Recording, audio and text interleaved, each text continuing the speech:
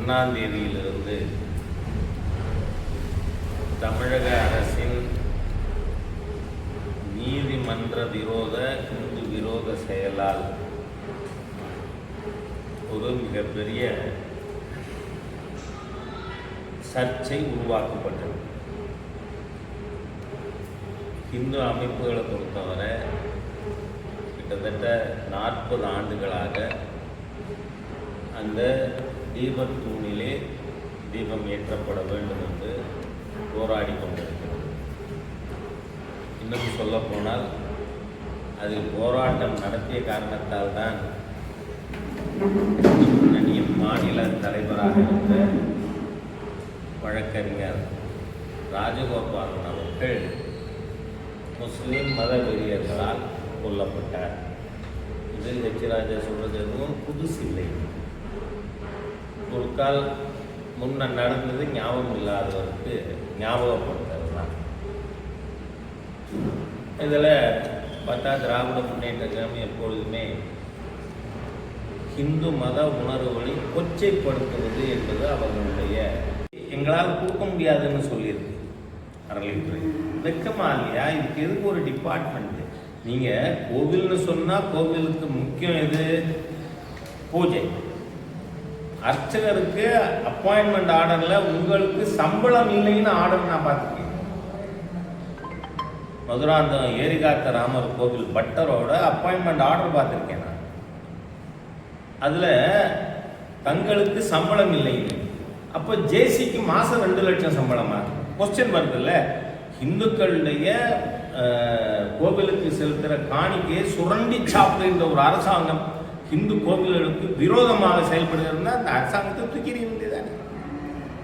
அதனால இந்த ஸ்டாலின் அரசு இது ஹிந்து விரோத அரசு. ஏன்னா அது நிரூபிக்கப்பட்டிருக்கு.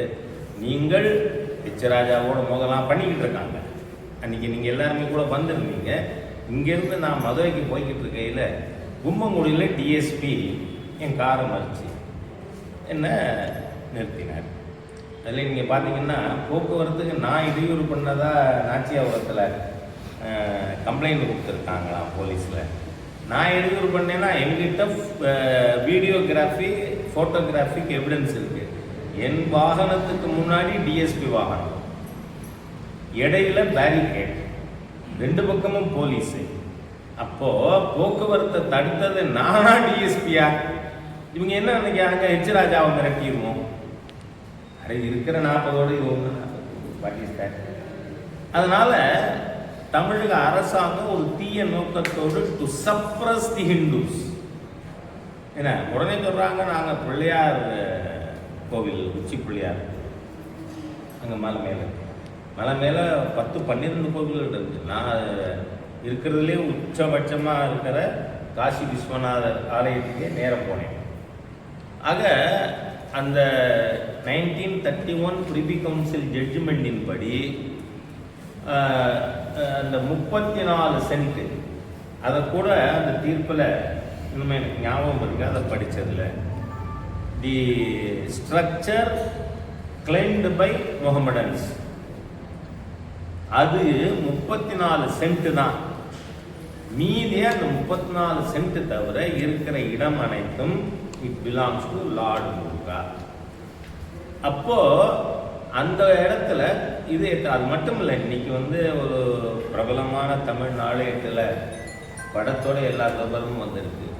பக்தர்கள் யார் வேணாலும் போய் அந்த தீபத்தூணில் தீபம் ஏற்றலாம்.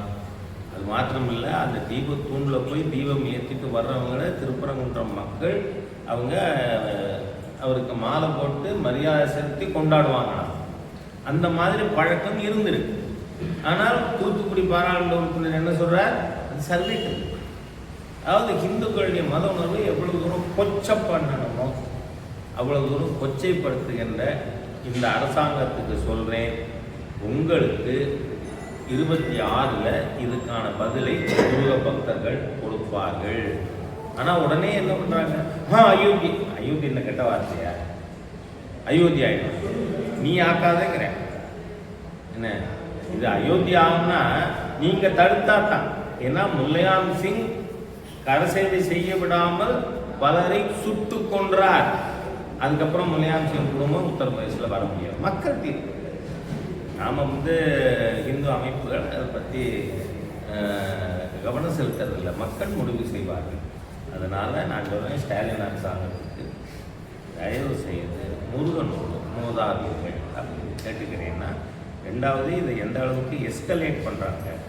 அவங்க இப்போ தான் பீகாரில் இந்தி கூட்டணி லல்லு குடும்பம் பீகார் அரசியலிருந்து தூக்கி எறியப்பட்டது.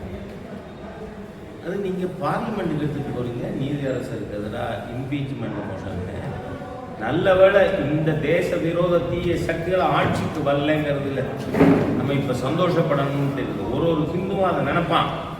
நல்ல வேளை இந்த ஹிந்து விரோத தீய சக்திகள், இந்த சமூக விரோதிகள் மத்தியில் ஆட்சிக்கு வரல, மோடிஜி காப்பாற்றிட்டார் இந்த தேசத்தை அப்படின்னு நினைப்பான். அதனால் இந்திய கூட்டணி தட் இஸ் புலிஷ் அப்ரோச். நீதியரசர் திரு ஜி.ஆர். சாமிநாதன் அவர்களுக்கு எதிராக கொடுத்துருக்கிற இம்பீச்மெண்ட் பெட்டிஷன் அதுவே ஹைலி கண்டமனபிள். ஆனால் அதை பாராளுமன்றம் பார்த்து ஸ்பீக்கர் பார்ப்பார் வந்திருக்காங்க.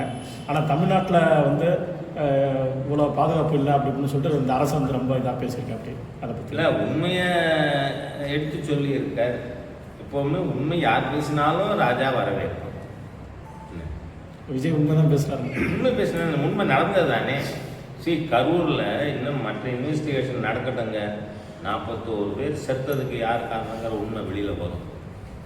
அதனால் தமிழ்நாட்டில் அரசாங்கத்தோட பெரிய, நான் இன்னைக்கு சொல்லலை, செப்டம்பர் 27ஆம் தேதி இரவு என்னிடம் தொடர்பு கொண்டு பேசி பத்திரிகை நண்பர்களுக்கு நான் அப்பவே சொல்லியிருக்கேன்.